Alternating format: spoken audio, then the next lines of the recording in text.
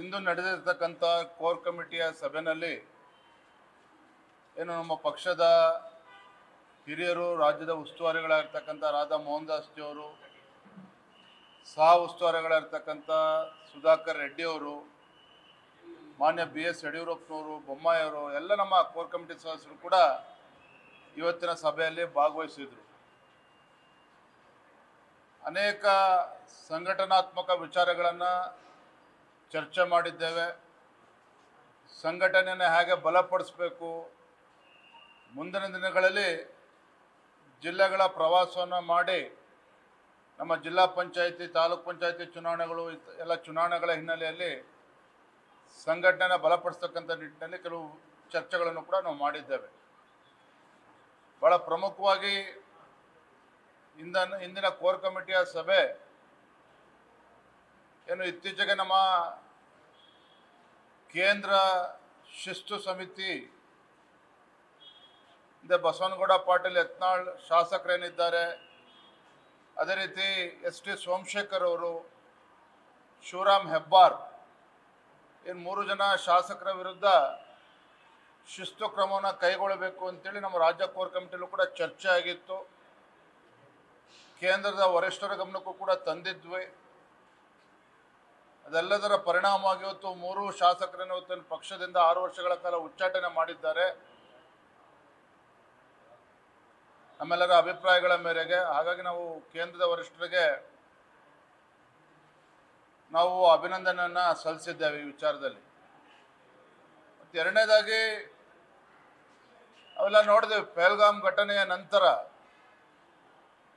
Operation Sindoor ಏನು ಯಶಸ್ವಿಯಾಗಿ ನಮ್ಮ ವೀರ ಯೋಧರು ಪಾಕಿಸ್ತಾನದ ಗಡಿ ಒಳಗೆ ನುಗ್ಗಿ ಇವತ್ತು ಉಗ್ರಗಾಮಿಗಳ ಅವರ ಅಡಗುತಾಣಗಳನ್ನು ಏನು ಭಸ್ಮ ಮಾಡಿ ಇಡೀ ಜಗತ್ತಿಗೆ ಇವತ್ತು ಭಾರತದ ಶಕ್ತಿಯನ್ನು ಅಂತೇಳಿ ತೋರಿಸ್ಕೊಟ್ಟಿರ್ತಕ್ಕಂಥ ನಮ್ಮ ವೀರ ಯೋಧರ ಪರಾಕ್ರಮವನ್ನು ದೇಶದ ಜನನು ಕೂಡ ನೋಡಿದ್ದಾರೆ.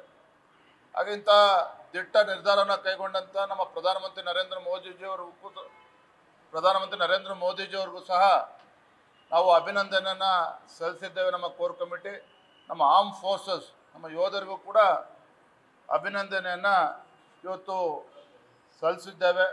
ಒಟ್ಟಾರೆಯಾಗಿ ಇವತ್ತಿನ ಕೋರ್ ಕಮಿಟಿ ಬಹಳ ಅರ್ಥಪೂರ್ಣವಾಗಿ ಸಂಘಟನೆಗೆ ಶಕ್ತಿಯನ್ನು ತುಂಬತಕ್ಕಂಥ ನಿಟ್ಟಿನಲ್ಲಿ ಎಲ್ಲ ಪಕ್ಷದ ಹಿರಿಯ ಸದಸ್ಯರುಗಳು, ಕೋರ್ ಕಮಿಟಿ ಸದಸ್ಯರುಗಳು ತಮ್ಮ ಅಭಿಪ್ರಾಯಗಳನ್ನು, ಸಲಹೆ ಸೂಚನೆಗಳನ್ನು ನೀಡಿದ್ದಾರೆ. ಅವೆಲ್ಲವನ್ನು ಕೂಡ ಸ್ವೀಕರಿಸಿ ಪಕ್ಷವನ್ನು ಇನ್ನೂ ಕೂಡ ಸದೃಢಗೊಳಿಸ್ತಕ್ಕಂಥ ನಿಟ್ಟಿನಲ್ಲಿ ನಾವೆಲ್ಲರೂ ಕೂಡ ಮುಂದೆ ಪ್ರವಾಸವನ್ನು ಮಾಡಬೇಕು ಅಂತೇಳಿ ತೀರ್ಮಾನ ಕೂಡ ಮಾಡಿದ್ದೇವೆ. ಬಹಳ ಪ್ರಮುಖವಾಗಿ ಇವತ್ತು ಕರ್ನಾಟಕ ರಾಜ್ಯ ಕಾಂಗ್ರೆಸ್ ಸರ್ಕಾರ ಬಹಳ ಅಧಿಕಾರದ ಮದದಿಂದ ಇವತ್ತು ಮೆರೀತಾ ಇದೆ. ಭಾರತೀಯ ಜನತಾ ಪಾರ್ಟಿಯ ಕಾರ್ಯಕರ್ತರನ್ನ ಟಾರ್ಗೆಟ್ ಮಾಡ್ತಾ ಇರುವಂಥದ್ದು. ಮಂಗಳೂರಿನಲ್ಲಿ ಸುಹಾಸ್ ಶೆಟ್ಟಿ ಹತ್ಯೆ ಆಯಿತು. ತದನಂತರದಲ್ಲಿ ನಿನ್ನೆ ವಿಶ್ವ ಹಿಂದೂ ಪರಿಷತ್ತಿನ ಪ್ರಮುಖರನ್ನ ಬಂಧನ ಮಾಡ್ತಕ್ಕಂಥ ಷಡ್ಯಂತ್ರವೂ ಕೂಡ ನಡೀತು. ಗುಲ್ಬರ್ಗಾದಲ್ಲಿ ನಮ್ಮ ಚಲವಾದಿ ನಾರಾಯಣ ಸ್ವಾಮಿ ವಿರೋಧ ಪಕ್ಷದ ನಾಯಕರು, ಒಬ್ಬ ದಲಿತ ನಾಯಕರು, ಅವ್ರ ಜೊತೆ ಯಾವ ರೀತಿ ಗುಂಡಾವರ್ತನೆ ನಡೆಸಿದ್ದಾರೆ ಕಾಂಗ್ರೆಸ್ ಗುಂಡಾಗಳು. ತದನಂತರದಲ್ಲಿ ನಮ್ಮ ಚೀಫ್ ವಿಪ್ MLC ರವಿಕುಮಾರ್ ಅವರ ಮೇಲೂ ಸಹ ಏನವತ್ತು ಕೆಲವು ಮಾತುಗಳನ್ನು ಆಡಿದ್ದಾರೆ. ಅದಾದ ನಂತರದಲ್ಲಿ ಅವರು ವಿಷಾದವನ್ನು ಕೂಡ ವ್ಯಕ್ತಪಡಿಸಿದ್ರು ರವಿಕುಮಾರ್ ಅವರು. ಅದರ ನಡುವೆನೂ ಸಹ ಯಾರೋ 3ನೇ ವ್ಯಕ್ತಿಗಳ ಮೂಲಕ ಕಂಪ್ಲೇಂಟನ್ನು ಕೊಡಿಸಿ FIR ಅನ್ನು ರಿಜಿಸ್ಟರ್ ಮಾಡಿಸಿ ಅವ್ರಿಗೆ ಅವಮಾನ ಮಾಡ್ತಕ್ಕಂಥ, ತೇಜೋವಧೆ ಮಾಡ್ತಕ್ಕಂಥ ಕೆಲಸ ರಾಜ್ಯ ಸರ್ಕಾರದ ಕುಮ್ಮಕ್ಕಿನಿಂದ ನಡೀತಾ ಇದೆ. ಇದೆಲ್ಲವನ್ನು ಕೂಡ ಬಗ್ಬಾರ್ದು. ನಾವು ಭಾರತೀಯ ಜನತಾ ಪಾರ್ಟಿ ಯಾವುದೇ ಕಾರಣಕ್ಕೂ ಜಗ್ಗಬಾರ್ದು. ಪಕ್ಷದ ಮುಖಂಡರಾಗಲಿ ಕಾರ್ಯಕರ್ತರಾಗಲಿ ನಾವು ಅವರಿಗೆ ಧೈರ್ಯವನ್ನು ತುಂಬಿ ಇನ್ನೂ ಕೂಡ ನಾವು ಯಶಸ್ವಿಯಾಗಿ ಸರ್ಕಾರದ ವಿರುದ್ಧ, ಬಂಡ ಕಾಂಗ್ರೆಸ್ ಸರ್ಕಾರದ ವಿರುದ್ಧ, ಬಡವರ ವಿರೋಧಿ, ರೈತ ವಿರೋಧಿ, ಭ್ರಷ್ಟಾಚಾರ ಕಾಂಗ್ರೆಸ್ ಸರ್ಕಾರದ ವಿರುದ್ಧ, ಈ ಗುಂಡಾ ಕಾಂಗ್ರೆಸ್ ಸರ್ಕಾರದ ವಿರುದ್ಧ ನಾವು ಬೀದಿಗಿಳಿದು ಹೋರಾಟವನ್ನು ಮಾಡಬೇಕು ಅನ್ನೋದನ್ನು ಸಹ ಇವತ್ತಿನ ಕೋರ್ ಕಮಿಟಿ ಸಭೆ ನಾವು ಚರ್ಚೆನ ಮಾಡಿದ್ದೇವೆ.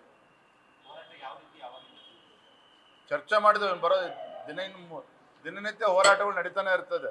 ಇವತ್ತೆಲ್ಲವೂ ಕೂಡ ಚರ್ಚೆ ಮಾಡಿದ್ದೇವೆ. ಬರೋಂಥ ದಿನದಲ್ಲಿ ರೂಪಿಸ್ತೇವೆ.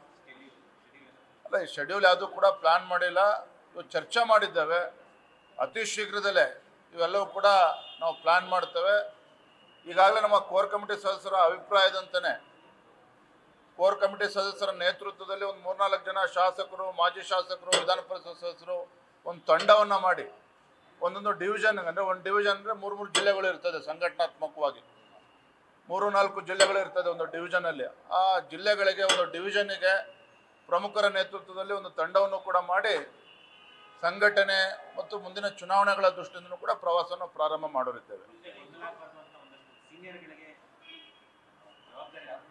ಗೊಂದಲ ನಮ್ಮಲ್ಲೇನೂ ಇಲ್ಲ. ತಾವೇ ನೋಡ್ತೇವೆ, ಕಳೆದ ಕೆಲವು ತಿಂಗಳಿಂದ ಯಾವ ರೀತಿ ನಮ್ಮ ಪಕ್ಷದ ಎಲ್ಲ ಹಿರಿಯ ಮುಖಂಡರು ಒಟ್ಟಾಗಿ ಒಂದಾಗಿ ನಾವು ಹೋರಾಟದಲ್ಲಿ ತೊಡಗಿಸ್ಕೊಂಡಿದ್ದೇವೆ, ಸಂಘಟನೆ ತೊಡಗಿಸ್ಕೊಂಡಿದ್ದೇವೆ. ಆ ಥರ ಗೊಂದಲಗಳು ಯಾವುದೂ ಕೂಡ ಇಲ್ಲ.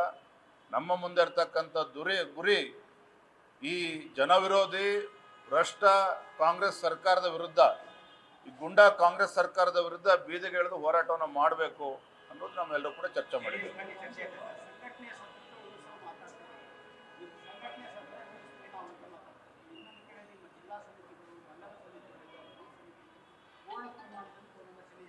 ಈಗಾಗಲೇ ಸರಿ ಇದೆ, ಇದನ್ನು ಕೂಡ ಚರ್ಚೆ ಆಗಿದೆ. ಬರುವಂಥ 8-10 ದಿನದಲ್ಲಿ ಇವೆಲ್ಲವೂ ಕೂಡ ಸಂಪೂರ್ಣಗೊಳಿಸ್ತೇವೆ. ಅದ್ರ ಬಗ್ಗೆ ಚರ್ಚೆನೇ ಇಲ್ಲ, ಎಲ್ಲ ಚರ್ಚೆ ಮಾಡಿ ಹಿಂದೆ ಚರ್ಚೆ ಮಾಡಿದ್ದೇವೆ. ಸಮನ್ವಯ ಕೂಡ ಇದೆ.